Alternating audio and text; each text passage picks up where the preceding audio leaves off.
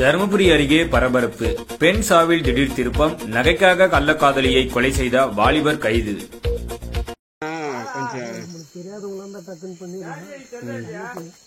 யாரு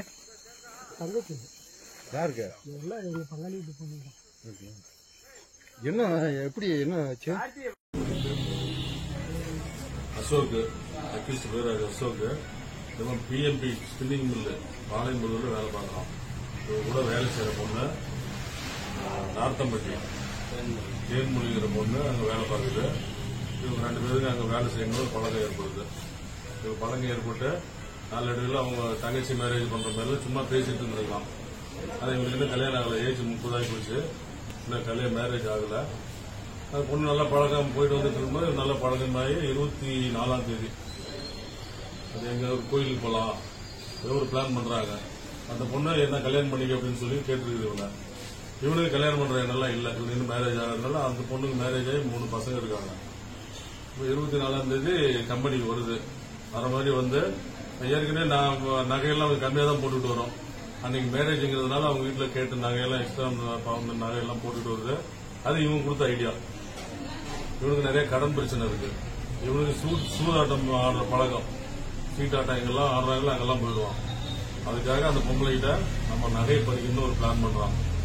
24ஆம் தேதி வர வச்சிடலாம், கல்யாணம் பண்ணிக்கலாம்னு சொல்லிட்டு வந்தாங்க. நகையெல்லாம் கொண்டு வந்துடும் அப்படின்ட்டு நம்ம நகையெல்லாம் போட்டுட்டு வருது. காலையில 8:30 மணிக்கு கூத்துப்பள்ளம் இடத்துக்கு வராங்க. அங்கே கோவிந்தசாமியில் ஒரு வீட்டில் இருந்த அம்மா வண்டி போட்டுட்டு அங்கே வெயிட் பண்ணிட்டு இருக்குது. அந்த நேரத்தில் இவன் 2 வீலர் எடுத்துட்டு வரான். 8:30 மணிக்கு 2 வீலர்ல கூட்டிட்டு போறான். கூட்டிட்டு போயிட்டு அப்படியே அங்க 60 அடி பாலத்தை தாண்டி அந்த ஐயப்பன் கரடுன்னு ஒரு கரடு இருக்கு. ரயில்வே 60 அடி பாலத்தை தாண்டி மேல கூட்டு போறான். சுமார் ஒரு 500 மீட்டர் உயரம். அங்க கூட்டு போய் கோயில் அங்க இருக்கு, அங்க போய் கல்யாணம் பண்ணிக்கலாம்னு கூட்டிட்டு போறான். அப்படி போகும்போது இவன் பிளான் பண்ணி மாசாப்பாட்டுல தூக்க மாத்திரை ஒரு 4 மாத்திரை கலந்துறான். போகும்போது அந்த பொண்ணை குடிக்க வச்சிடறான். குடிக்க வச்சுட்டு அங்க போயிட்டு கொஞ்ச நேரம் பேசிட்டு இருக்காங்க. கொஞ்சம் மயக்கமா இருக்குது. அப்படியே அந்த பொண்ணு படுத்துருது. அந்த நேரம் பார்த்து இவங்க 2 பேருக்கு வாக்குவாதத்தை கல்யாணம் பண்ணி வச்சுட்டு பேசிட்டு இருக்கும்போது இப்ப கையில ஓங்கி ஒரு அடி அடிச்சிடறான். அந்த பொண்ணு மயக்கமா இருக்குது. இந்த மயக்கத்துக்கு அது சேர்ந்துருக்கு. மயக்கமா இருக்கிற நிலையிலேயே நாங்க எல்லாம் கழட்டுறோம். அது தெரியல இருக்கு.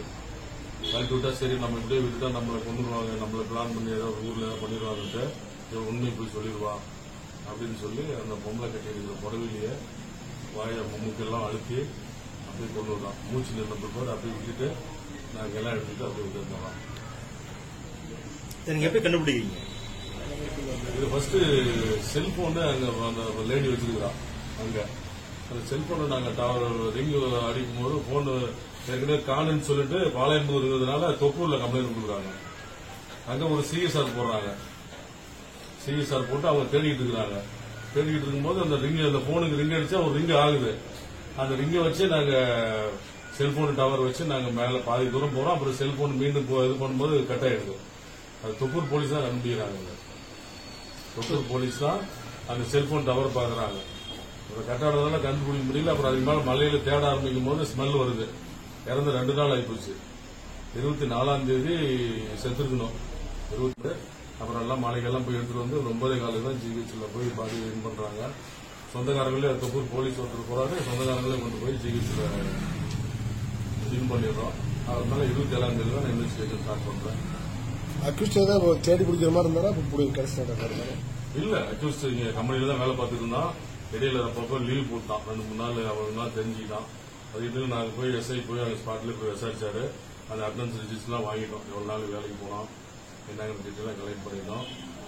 பிளான் பண்ணி தான் மாற்றம் பண்றோம். இது பிளான் தான். இது வர வழியில் இருக்கிற வீட்டுலாம் விசாரிக்கிறப்ப அந்த பொம்பளை கூட்டிட்டு போனா சில தகவல் சொன்னாங்க. எவ்வளவு நகை ரெக்கவர் ஆயிருக்கு சார்?